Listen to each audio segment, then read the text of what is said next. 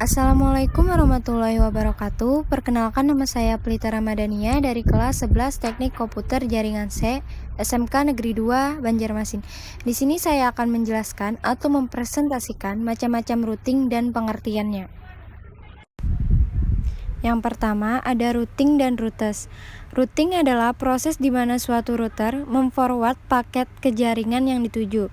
Sedangkan router adalah perangkat keras dalam jaringan komputer yang berfungsi untuk menghubungkan dua atau lebih jaringan yang mempunyai protokol yang sama, sehingga dengan menggunakan router kita bisa menghubungkan dua IP address yang memiliki host berbeda. Contohnya, kita bisa menghubungkan IP address 192.168.1.2 dengan IP address 192.169.10.1. Selanjutnya ada prinsip dan cara kerja routing. Cara kerjanya yaitu dengan menggunakan sebuah perangkat keras yang bernama, yakni kita kenal biasanya router, yaitu sebuah alat yang berfungsi untuk mengirimkan paket data melalui sebuah jaringan menuju tujuannya. Cara kerja router mirip dengan bridge jaringan, yakni mereka dapat meneruskan paket data jaringan dan dapat juga membagi jaringan menjadi beberapa segmen atau menyatukan segmen-segmen jaringan lainnya. Setelah itu ada protokol routing. Routing protokol adalah suatu aturan yang mempertukarkan informasi routing yang akan membentuk sebuah tabel routing sehingga pengalamatan pada paket data yang akan dikirimkan menjadi lebih jelas.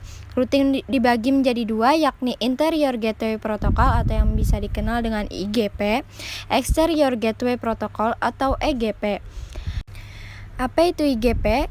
IGP adalah Interior Gateway Protocol, yaitu routing protokol yang digunakan pada jaringan yang terletak dalam satu AS atau Autonomous System. Yang sama, Autonomous System sendiri adalah sekumpulan jaringan yang dikelola dan dikendalikan oleh otoritas administratif tunggal yang menggunakan kebijakan routing internal yang sama. Setelah itu ada Exterior Gateway Protocol atau EGP, yaitu routing protokol yang digunakan untuk menghubungkan jaringan routing antar autonomous system. Selanjutnya ada default router. Default router adalah sebuah route yang dianggap cocok dengan semua IP address tujuan. Default route paling cocok berfungsi ketika hanya ada satu route ke satu network. Maksudnya dari sini, rute itu disebut dengan jalur. Jalur yang dikonfigurasikan ketika destinasi suatu network tidak diketahui. Default router ini menggunakan network 00 sebagai destinasinya biasanya. Selanjutnya ada multiple gateway, merupakan salah satu pengaturan routing pada sebuah host yang akan memberitahukan host tersebut kemana paket data akan dikirimkan dan pada umumnya akan diarahkan ke router. Selanjutnya ada routing dan paket forwarding. Paket forwarding adalah penyiaran paket dari satu segmen jaringan ke segmen lainnya melalui node dalam jaringan komputer. Biasanya metode ini digunakan karena aplikasi atau perangkat tersebut menggunakan IP private atau lokal, sehingga kita tidak bisa secara langsung mengakses dari jaringan publik. Bridging. Bridging adalah bridge atau proses untuk dapat menghubungkan jaringan komputer LAN yang lain. Bridge dapat menghubungkan tipe jaringan komputer yang berbeda-beda seperti Ethernet dan Fast Ethernet. Selanjutnya ada PLSM. PLSM atau Variable Length Subnet Mask adalah suatu teknik untuk mengurangi jumlah alamat IP yang terbuang. Kita dapat memberi suatu subnet ke seseorang dan dia dapat lebih lanjut membagi subnet ke dalam beberapa subnet. Atau PLSM adalah dengan memecah alamat IP ke subnet beberapa tingkat dan mengalokasikan sesuai dengan kebutuhan individu pada jaringan. Hal ini juga dapat disebut IP tanpa kelas pengalamatan. Selanjutnya ada CIDR atau Classless Inter-Domain Routing, adalah sebuah metode yang mengalokasikan alamat IP dan mengelompokkan routing internet protokol. Namun CIDR punya kekurangan, yaitu masih adanya subnet ataupun host yang tidak terpakai karena CIDR hanya bisa membuat subnetwork dengan kelipatan 2. Selanjutnya ada routing table, adalah tabel yang membuat seluruh informasi IP address dari interface router yang lain sehingga router yang satu dengan yang lainnya bisa berkomunikasi. Berikut adalah urutan pada tabel routing untuk menyesuaikan alamat tujuan.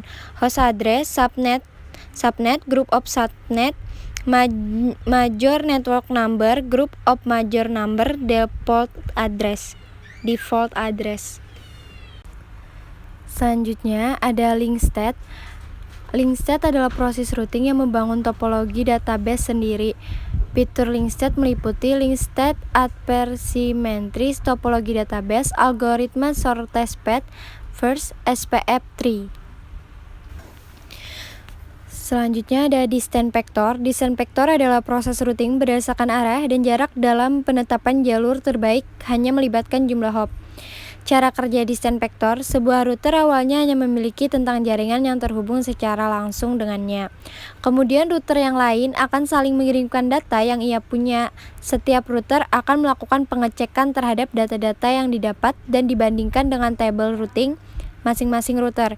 Jika belum ada, maka akan dimasukkan. Jika sudah ada, maka akan dibandingkan jumlah hopnya.